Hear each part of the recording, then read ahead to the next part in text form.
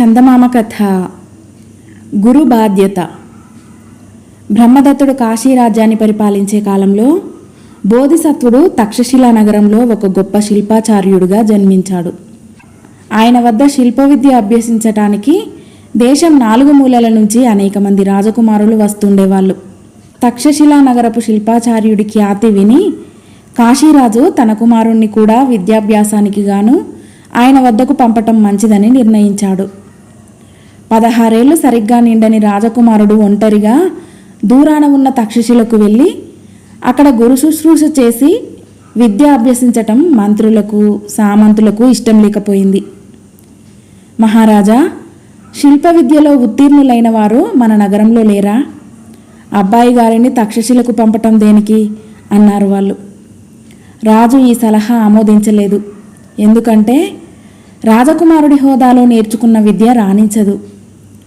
దూరదేశం వెళ్ళి సామాన్య మానవుడిలాగా కష్టసుఖాలు అనుభవిస్తూ గురువుకు అణిగిమణిగి ఉండి నేర్చిన విద్య ఒక్కటే ఎవరికైనా బాగా వంట పట్టుతుంది. అందుచేత రాజు తన కుమారుడికి ఒక జత ఆకుజోళ్ళు, ఒక తాటాకు గొడుగు మాత్రం ఇచ్చి, నువ్వు తక్షశిలా నగరానికి వెళ్ళి శిల్పాచార్యుడి వద్ద విద్యాభ్యాసం చేసి విద్య పూర్తి కాగానే తిరిగిరా. ఆయనకు గురుదక్షిణగా ఇవ్వటానికి 1000 వెండి కాసులు వెంట పెట్టుకు వెళ్ళు అన్నాడు. రాజకుమారుడు ఆ ప్రకారమే ఒంటరిగా బయలుదేరి 1000 కాసులు గల మూట మోస్తూ అలసినప్పుడు ఏ చెట్టు కిందనో విశ్రమిస్తూ నానా అగచాట్లు పడి తక్షశిలకు వెళ్ళి శిల్పాచార్యులను చూసి తాను వచ్చిన పని చెప్పి ఆయనకు వెండి కాసులు గురుదక్షిణగా ఇచ్చి ఆయన వద్ద విద్యాభ్యాసం ప్రారంభించాడు. రాజకుమారుడికి శిల్ప విద్య బాగానే సాగింది.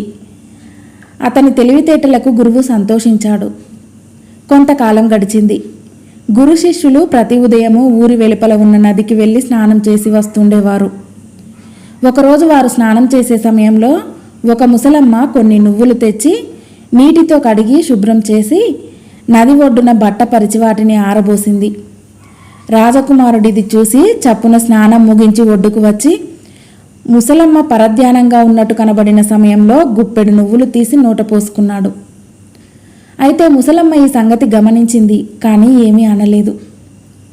మర్నాడు కూడా అలాగే జరిగింది. ముసలమ్మ చూసి చూడనట్టు పోనిచ్చింది. మళ్ళీ 3వ నాడు కూడా అలాగే జరిగింది. కుర్రవాడి దొంగ బుద్ధి చూసి ముసలమ్మకు కోపం వచ్చింది. శిల్పాచార్యుడు స్నానం ముగించి ఒడ్డుకు రాగానే ఆమె, చూడండి, మీ శిష్యుడు 3 రోజులుగా నా నువ్వులు అపహరించి తింటున్నాడు.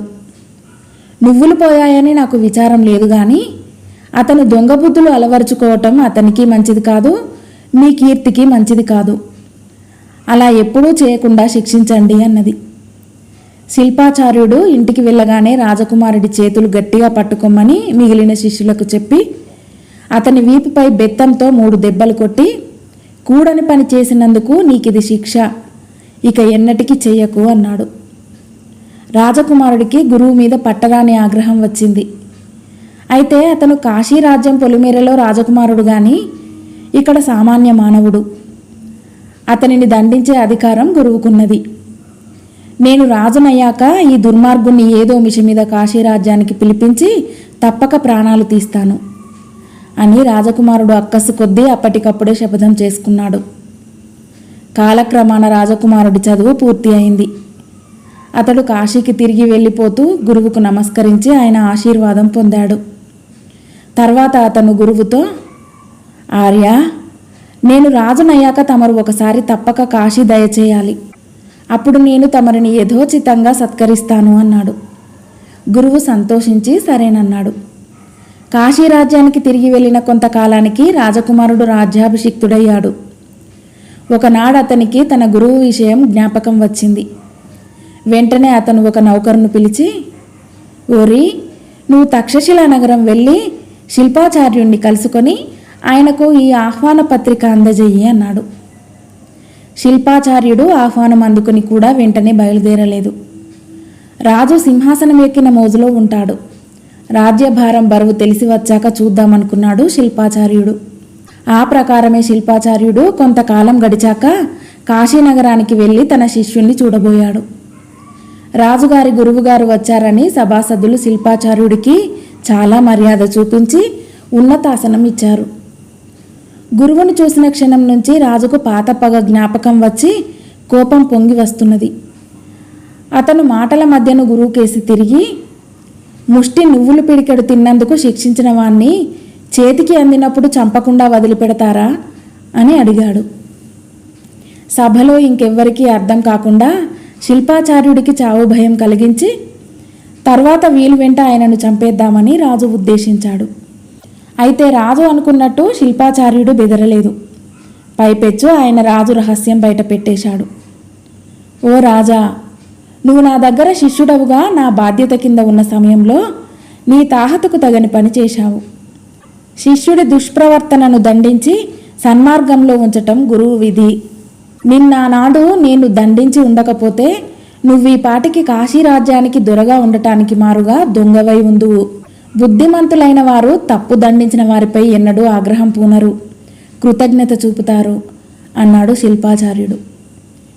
విషయం సభవారందరికీ తెలిసిపోయింది. రాజుకు అవమానమైంది. అతను సింహాసనం దిగి గురువు కాళ్లపై పడి, మహానుభావ, మళ్ళీ తప్పుదారిన పడిన నా మనస్సును సరైన దారిన పెట్టారు, కృతజ్ఞుణ్ణి అన్నాడు.